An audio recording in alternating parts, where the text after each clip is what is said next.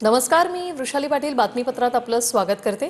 या बातमीपत्रात पाहूया छत्तीस जिल्ह्यातल्या 50 महत्त्वाच्या बातम्या। कल्याण डोंबिवली पालिकेने 50 सफाई कामगारांना कामावरून काढलं। पालिकेच्या कारवाई विरोधात कामगार आणि मनसेचं आंदोलन। कर्मचाऱ्यांना पुन्हा कामावर घेण्याच्या आश्वासनानंतर हे आंदोलन मागे। पुण्याच्या चाकणमधील वाहतूक कोंडीच्या प्रश्नावरून खासदार अमोल कोल्हे आक्रमक। पीएमआरडीए कार्यालयावर पायी मोर्चा। माजी खासदार शिवाजी आढळराव पाटील सहभागी। नागरिकही मोठ्या संख्येने मोर्चात सहभागी। परभणीच्या जिंतूरमध्ये शेतकऱ्यांचं जागरण गोंधळ आंदोलन। अतिवृष्टीमुळे झालेल्या नुकसान भरपाईसह इतर मागण्यांसाठी हे आंदोलन।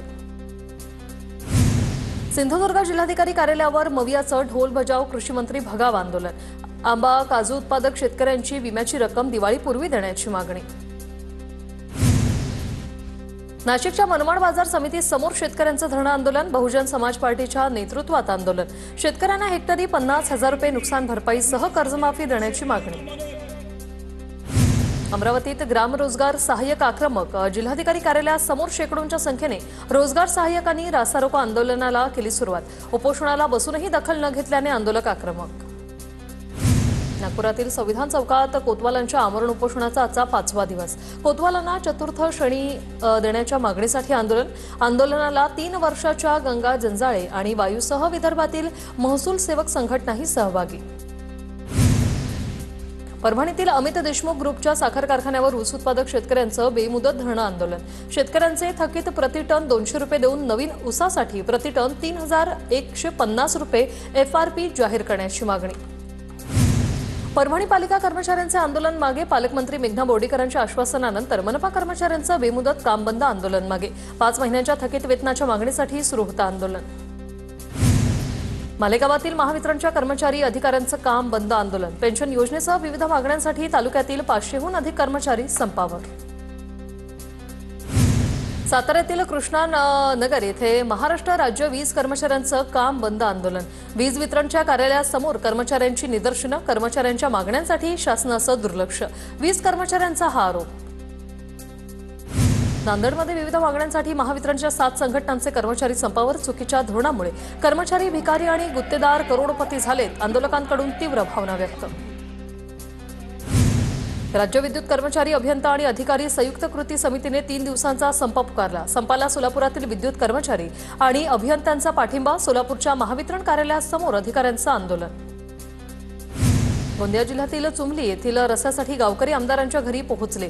चुमली गावात जाण्यास रस्ता नसल्याने स्थानिक नागरिक आक्रमक। बोटीच्या सहाय्याने करावा लागतोय प्रवास। साताऱ्यातील कराडच्या जयवंत साखर कारखान्याकडून ऊसासाठी दर जाहीर। 2024 ते 25 हंगामात गळीत ऊसासाठी 3,260 रुपयांचा अंतिम दर।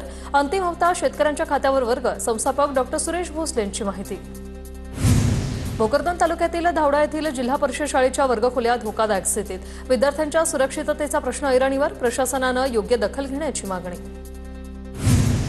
बुलढाण्याच्या तरोडा येथील जिल्हा परिषद शाळेतील विद्यार्थी भौतिक सुविधांपासून वंचित। विद्यार्थ्यांना पिण्याचं पाणीही नाही। शाळेची इमारतही जीर्ण। 6वी आणि 7वीच्या वर्गाला शिक्षकच नसल्यानं विद्यार्थ्यांची होते गैरसोय। बीडच्या कपिलधावाडीत भूस्खलनामुळे महाकाले कुटुंबाचं घर कोसळलं। सरकारने आम्हाला सुविधा उपलब्ध करून द्याव्यात। महाकाले कुटुंबियांची मागणी। छत्रपती संभाजीनगरच्या चिकलठाणा परिसरात अतिक्रमण काढण्यावरून वाद। पालिकेचं पथक आणि अतिक्रमणधारकांमध्ये धक्काबुक्की। वाद घालणाऱ्यांना काहींना पोलिसांनी ताब्यात घेतलंय। रत्नागिरी जिल्हा परिषदेच्या निवडणुकीचं बिगुल वाजलं। जिल्ह्यातील 11 लाख मतदारांची प्रारूप यादी तयार। हरकती आणि सूचना नोंदवण्यासाठी 14 नोव्हेंबरपर्यंतची मुदत। छत्रपती संभाजीनगर जिल्हा परिषद पंचायत समिती निवडणुकीच्या प्रक्रियेला वेग। 63 गटांपैकी 8 गट अनुसूचित जाती तर 3 गट अनुसूचित जमातीसाठी राखीव। मुक्ताईनगर नगरपंचायतीसाठी आरक्षण सोडत जाहीर। नगराध्यक्षपदी पुन्हा महिला विराजमान होणार। प्रभागांच्या आरक्षण सोडतीनंतर काही ठिकाणी पत्नीऐवजी पतीला निवडणुकीची संधी तर इच्छुकांच्याही हालचाली वाढल्या। धाराशिवमधील सर्व नगर परिषद आणि नगरसेवकांच्या पदाचं आरक्षण जाहीर। पालिकेकडून हरकती आणि सूचना देण्यासाठी 14 ऑक्टोबरपर्यंतची मुदत जारी।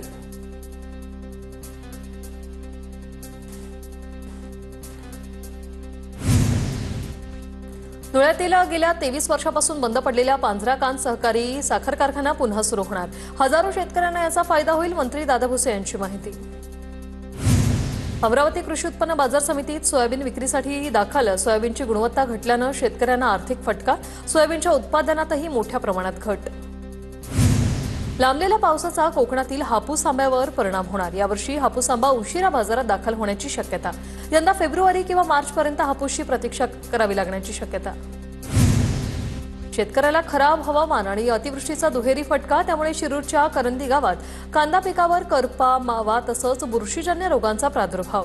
कांदा पीक वाचवता न आल्याने हवालदिल शेतकऱ्यांनी कांदा पिकावर रोटावेटर फिरवला. अमरावतीच्या चांदूर बाजारमध्ये अतिवृष्टीमुळे खराब झालेल्या सोयाबीन पिकावर शेतकरी अभिजित पोहे. जालना जिल्ह्यात नुकसानीच्या पंचनाम्याचं काम संथ गतीने. गेल्या 3 आठवड्यात केवळ 48% पंचनामे पूर्ण. 10 दिवसात 100% पंचनामे पूर्ण करून अहवाल देण्याचं जिल्हा प्रशासनासमोर आव्हान. शिवरायांचे अंगरक्षक शूरवीर जिवाजी महाले यांची 390वी जयंती साजरी. निगडे मोसे येथील जिवाजी यांच्या स्मारकात शिवप्रेमींकडून अभिवादन. शहापुरातील गिरगावच्या जिल्हा परिषद शाळेत विद्यार्थ्यांसाठी कवितांचा कार्यक्रम. अभिजात मराठी भाषा सप्ताहानिमित्त उपक्रम. प्रसिद्ध कवी गोपाळ वेखंड यांचं विद्यार्थ्यांना मार्गदर्शन. जळगावात बहिणाबाई चौधरी उत्तर महाराष्ट्र विद्यापीठात युवा रंग महोत्सवाला सुरुवात. शहरातील रायसोनी अभियांत्रिकी महाविद्यालयात युवा रंग महोत्सवाचं आयोजन. बीडच्या आष्टी येथील सुदर्शन गडाचे 21वे मठाधिपती म्हणून महंत काशीनाथ महाराज पाहणार कारभार. महंत सुदर्शन महाराज खाडेंनी वय झाल्याने आपला उत्तराधिकारी म्हणून काशीनाथ महाराजांची केली घोषणा.